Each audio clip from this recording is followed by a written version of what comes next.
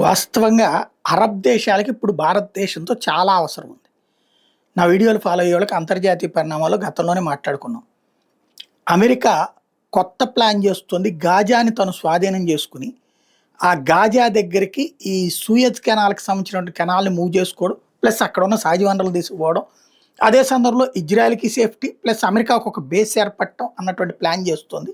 ఇది జరిగిందంటే Saudi Arabia లాంటి దేశాలకు పెద్ద సమస్య అవుతుంది.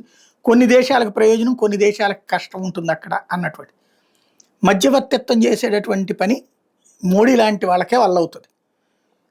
ఇప్పుడు సౌదీ అరేబియా అయితే మూడోసారి నరేంద్ర మోడీ ఇప్పుడు అక్కడికి వెళ్ళడం, రాయల్ సాల్యూట్ యుద్ధ విమానాలతో నరేంద్ర మోడీకి ఎస్కార్ట్ ఇచ్చారు.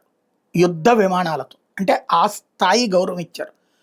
వాస్తవంగా మహమ్మద్ బిన్ సల్మాన్కి బ్రదర్ అని పిలుస్తుంటారు మోడీని.